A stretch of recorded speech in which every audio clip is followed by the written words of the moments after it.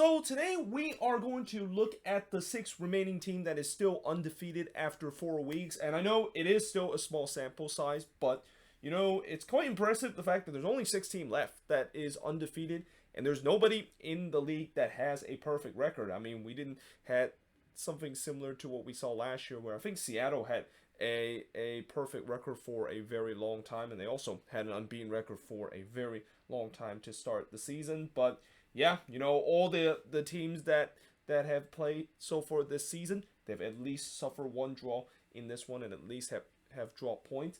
And it's also interesting the fact that out of these 6 teams that is unbeaten, we have exactly 3 teams in the East and 3 teams in the West, which kind of makes it a little bit easier because I get to first talk about the team that is still unbeaten in the Eastern Conference, and then talk about the teams that is unbeaten in the Western Conference. Look at the total points that they have, the record, the amount of goal scored or goal allowed that they had, and also looking at the first 4 games of how they are able to reach this unbeaten mark. And there's no doubt that out of these 6 teams, there are some that is kind of surprising that they're still unbeaten, and some that you kind of expected, the fact that they are going to be unbeaten and are pretty much at the top of their conference, which is that's kind of the case for the first team I'll talk about, which is the Philadelphia Union. I mean, I did pick the Union to win the East and win the Supporters Shield, and even though technically in terms of the Supporters Shield standings, I think they're actually behind LAFC. LAFC currently not only has the best record tied with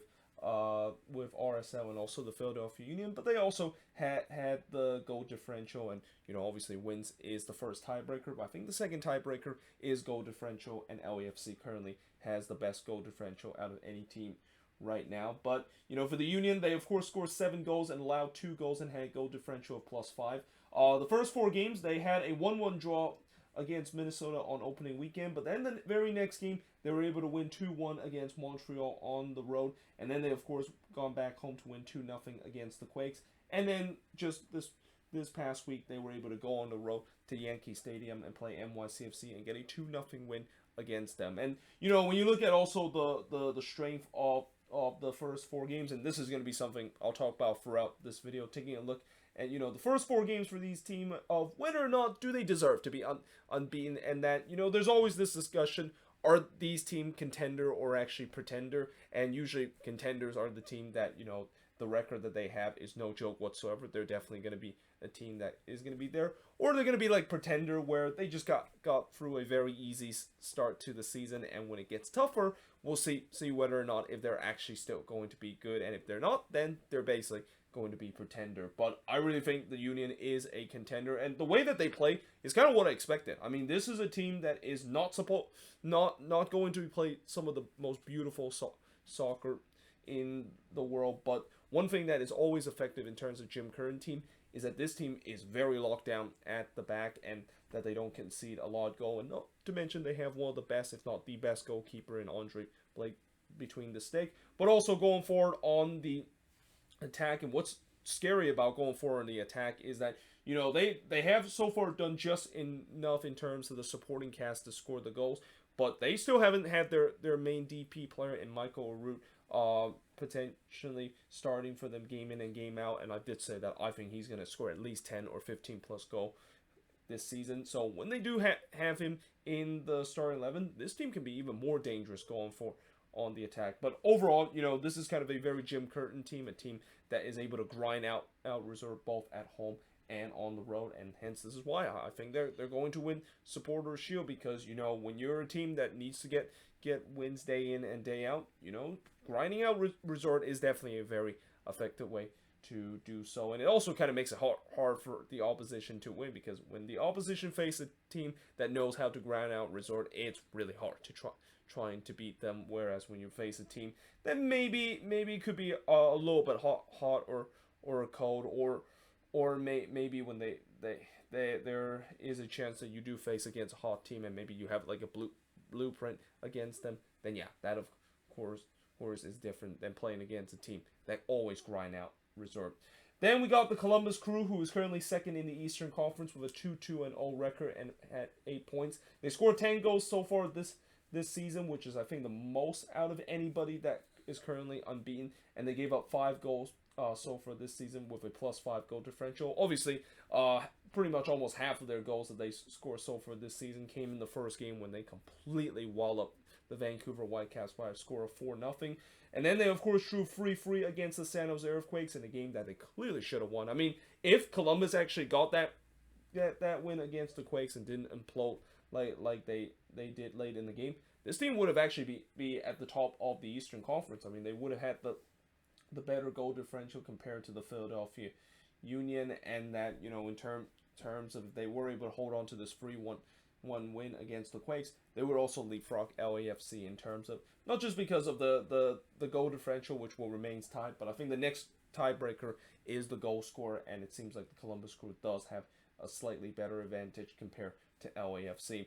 But after that, they of course won 2-1 against Toronto FC in a come-from-behind victory. And then this past weekend, they came very close of losing their first game. I think out of all these teams that have came close to get themselves their first loss of the season, the Crew was the closest one, because it looked like for sure that the Red Bulls were going to hold on to get a 1-0 lead, but then just kind of a scrappy goal late in the game to tie the game up at 1 apiece at the death, and able to remain their record to be unbeaten. Though I will say for the Crew, obviously as good as the start has been, there's a lot of concern of the health of Lucas Zarian, and that I did mention he had to be subbed off, and it did not look good with the way that he kind of came down with a non-contact injury. And I don't want to speculate in terms of how bad that injury is, but anytime when there's a non-contact injury, it could be serious. And if Zarian does suffer a serious injury, that's a huge blow to this Columbus Crew team. I mean, he is their playmaker in this team. He is a guy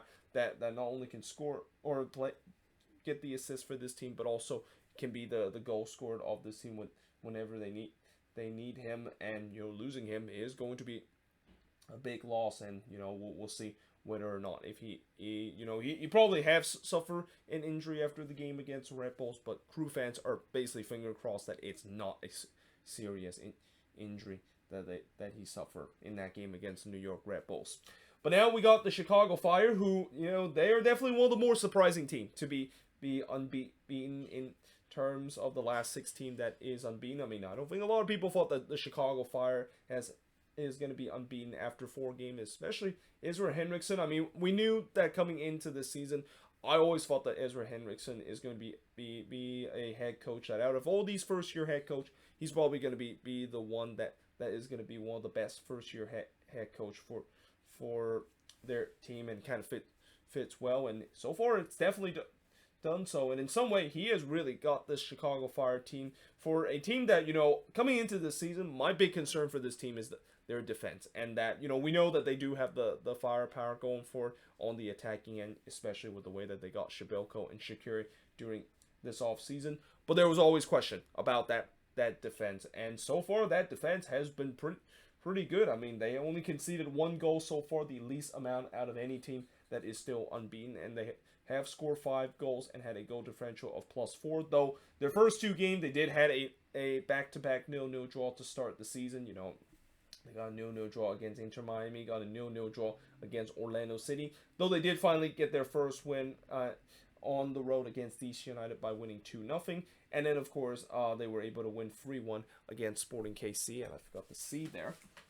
It's not Sporting Kansas, but Sporting KC there. And yeah, I mean, life under Ezra Henriksen has definitely got off to a good start. And again, what's so unexpected about this is that, the Fire, they made a lot of changes during this offseason. And I mentioned how they kind of blow up their main core last offseason. And it feels like they start off from scratch. And usually when a team that starts off from scratch, and especially have a new head coach, it's going to take time for things to get going. But that's just not been the case under Ezra Henriksen. I mean, he's done a great job in terms of really starting to get the best out of these players. And I also kind of feel like the best is still to come. I mean, I feel like when you look at the Chicago Fire team, there is still definitely improvement you can say that this team could make, and especially on the attacking end, where I still think I haven't seen the best of Shibilko and especially Xherdan Shaqiri.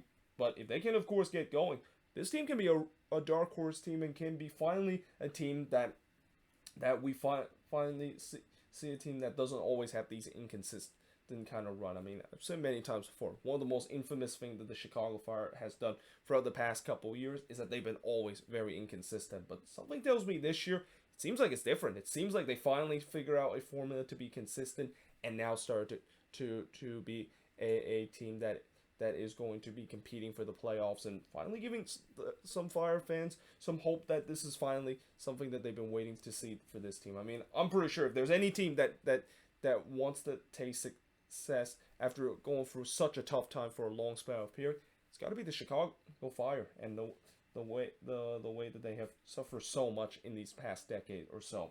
Then we go to the Western Conference, and in the West, we have LAFC, who is now back at the top of the Western Conference, to the dismay of a lot of MLS fans and also the happiness of the media, knowing the fact that they're thinking that, yeah, everything is back to normal now that LAFC is at the top of the standings. Now, they, of course, have a 3-1-0 record and have 10 points.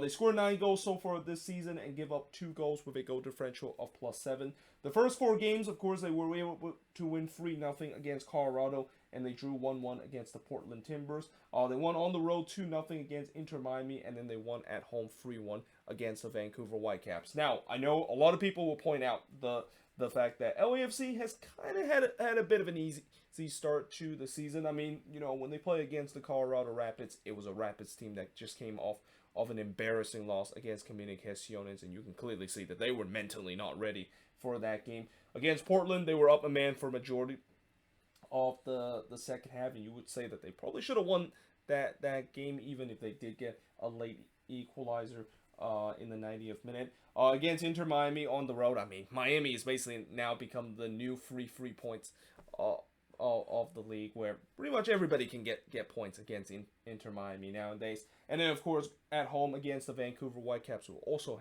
had a tough times in the beginning of the season. I mean, there's definitely some people that say that they have an easy schedule to start the year, and that they might be in some way right about it. But that being said, as the old saying goes, you can only play against who you're facing in front of you. And that, you know, one thing I will say that I've been very impressed with this LAFC team is the fact that their defense have looked very solid. And this was one of the biggest question I have with this team heading into the season. I mean, we knew that they, of course, have the attacking talent.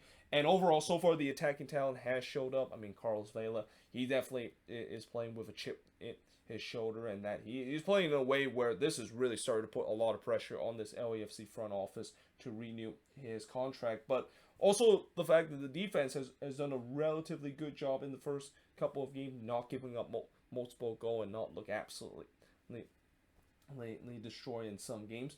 You know, it's definitely a welcoming sign for LAFC fan. And that I will also say that, you know, if you want, you know, even though LAFC is in first right now, I still don't think they look like the version that they were in 2019, where they were just head and shoulder above everybody, and that's okay. I mean, you know, I've said this before with Atlanta before, and I know Atlanta fans would always want to go back to the Tata Martino era when they were head and shoulder above everybody and playing some entertaining soccer, but in reality, that doesn't always happen, and that sometimes you need to, of course, grind out some resort and play some good defense.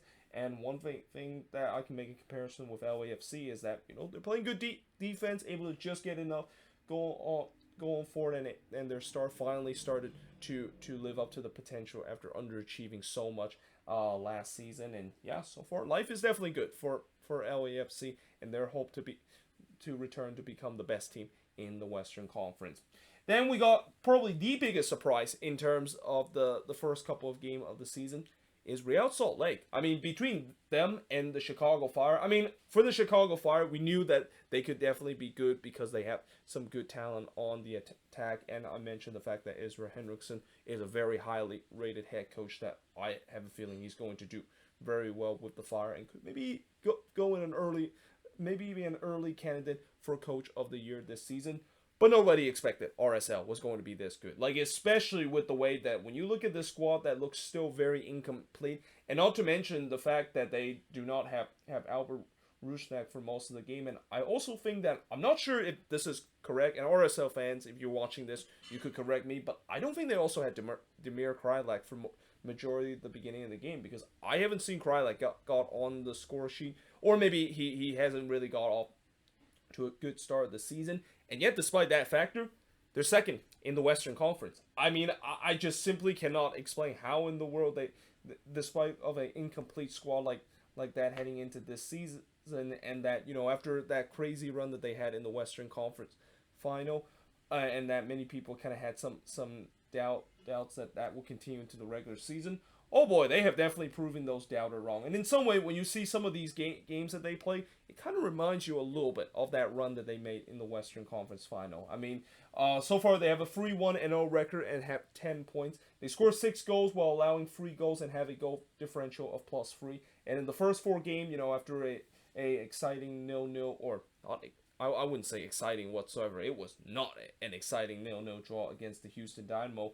But they, of course, were able to win 1-0 against the Seattle Sounders. And granted, yes, that was a Sounders team that was pretty much playing almost their B team. But, hey, you know, you can only play against a team that start whatever squad that they have. And I also know that some people will say that, you know, they were playing in the snow and there was inclement weather and stuff like that could play in a factor. But, you know, both teams have to play in that. It's not really an excuse, unless, of course, you're the New England Revolution and Carlos Hill, which we'll definitely get to talk about that next. They were able to overcome a 1-0 victory against the Seattle Sounders.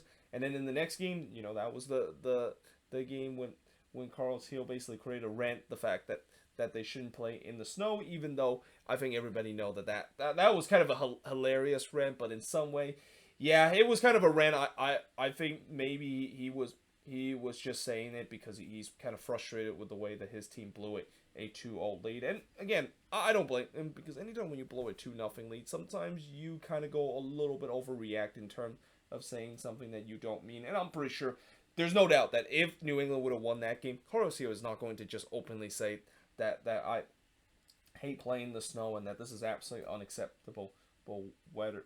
But, you know, in that game, RSL was able to kind of exercise some of that magic that they had last year in the playoffs to win 3-2 in that one. And then in the last game against Nashville SC, despite the fact that they were outplayed for most part of this game, their goalkeeper, Zach McMath, came up big multiple times in that game, and RSL just did enough to get a 2-1 win against Nashville SC. And I think also you look at the strength of record. You know, if there's any team that probably, when you look at the strength of record and that you say that legitimately they actually haven't really been playing some easy team and they earned the record that they had, I would say it has to be for RSL. I mean, they have played some really good team. I mean, I know some of them might be teams that is in CCL and just are playing their B team, but hey, you know, some going on the road to play against a Revs team, and when you're 2-0 down, you have no rights to get a point out of that game, let alone all 3 the way that they did. And then, of course, in that game against Seattle, I mean, we've seen many teams before where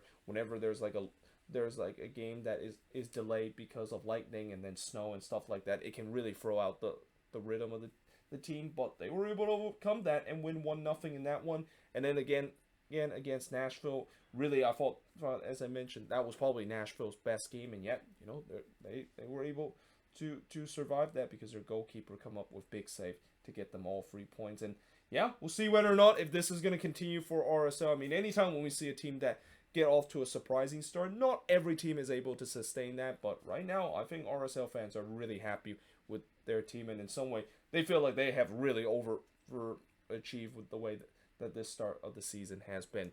And then we get to my team, Minnesota United, who no doubt has a much better start to the beginning of this season compared to last year, where last year I was talking about how, you know, I didn't want to say it was doom and gloom, but I was really concerned with the way that the team started 0-4 and was sitting at the bottom of the Western Conference. And albeit eventually they did, of course, figure it out and thankfully kind of come back in a way where they were able to dig themselves out of the hole and get themselves into the playoff position in a great run. But I'm kind of definitely appreciate the fact that they decide not to do that again and actually get off to a good start to the season, as they currently have a 2-2-0 record and have 8 points. Though I will say that in terms of some of the soccer that they've been playing, yeah, it has not been inspiring whatsoever. In fact, out of all these teams that are probably playing some of the most bland soccer out there, it's going to be Minnesota. I mean, these first 4 games, you know, they barely got through the line most of the time, and that, you know, there's also the point where I feel like this team is starting to be very similar to the one last season and the previous year, where this is a team that definitely has one of the top tier attack in the league, but when you, or not the top tier attack, but the top tier defense in the league, but the attack itself is anything but top tier. I mean, it is mediocre at best, and that, you know, that's why I always have concern with this team, where it just feels like they can't keep getting away of just winning 1-0 every single game and able to maintain their unbeaten run. But at least so far through 4 games, they have been able to do. They scored 4 goals so far this season, which is by far the fewest out of any team. And they give up 2 goals this season, which is one of the best, and they had a goal differential of +2. They opened the season against the Philadelphia Union in a game where I didn't think they were going to get anything out of that, and yet they got a point out of that despite they were playing a relatively short-handed team. And then against Nashville, knowing what Nashville just did in the previous week, I wasn't expecting them to get something out of that game too, especially with the condition of that game too. I mean, it was just the condition was just absolutely terrible, and especially when the condition and the turf started to get really bad in the second half, I didn't think Minnesota would have had a shot to score a goal, and yet they were able to do and get a 1-1 draw out of that. And then against the Red Bulls, it was the Dane Sinclair game. I mean, he single-handedly is the reason why Minnesota got all 3 points in that game. And then, of course, in the Blues Not Derby, in probably one of the more infuriating resort this season. I mean, yes, Minnesota did get a win, and usually I shouldn't complain whenever you see your favorite team get a win, but it was just so infuriating with the way that they missed so many chances in that game, and that they clearly should have won more than the score that they have. But, you know, going forward, again, I don't know if this is going to be sustainable. I really hope eventually this attack, of course, figure out, and it's not because of the fact that when you look at this team heading into the season, you know, the attack, while it was still a concern, I thought it was addressed when we signed the likes of Luis Almeria back to this team, and hope that guys like Reynoso can actually figure out, and even Adrian Hunou. And so far, you know, Almeria, he has definitely been advertised. I mean, have scored some big goals so far for this team, but Reynoso has been a huge disappointment in this year, and he's been off to such a slow start. And then Adrian Hunou has been, seems like he is stuck in the Adrian Heath doghouse right now, because he just cannot buy a single minute to come off the bench. So yeah, I mean, again, yeah, I'm happy that they're off to a great start, and maybe this is me just being a little bit harsh and being very pessimistic with my team. I mean, if you know me, I tend to always take a very pessimistic view toward my team, but at least, you know, they're off to a good start. But let's see if that is going to continue, especially I know they do have some tough team to, well, they have a relatively easy April schedule, besides have to play against the Seattle Sounders, I think, in early April. But that May schedule is going to get tough again, and again, we'll see whether or not if they can figure out on the attack and continue this relatively good start that they have in the beginning of the season. But there you have it. That is pretty much it. Looking at all 6 of these teams that is currently unbeaten through 4 games, and you know, we'll see heading into week number 5, which that will be after the international break. Well, actually, technically, it isn't true, because week number 5 is doing the international break, but week number 6 is the match week, when we once again will have full slate of MLS action, and we'll see which team, of course, will remain unbeaten and which team will, of course, lose their first game of the season. I mean, obviously, I don't expect all 6 of these teams is going to stay unbeaten, maybe even past week number 7. I mean, one by one, we're going to have many teams finally lose their first game, and we also will see that eventually one of these 6 teams will be the final team to stay unbeaten. And that's kind of where it leads me to the question of, you know, what do you think? Who is going to be the last team that is going to be unbeaten? Let me know in the comments below. And also, which team do you think has been the most impressive team, and who are actually the real contender out of these 6 teams, and who's the pretender after 4 games in these 6 teams that is unbeaten? But until then, hope you guys enjoyed this video. If you do, make sure you guys leave a like, smash the subscribe button, and yeah, I of course will see you guys next time.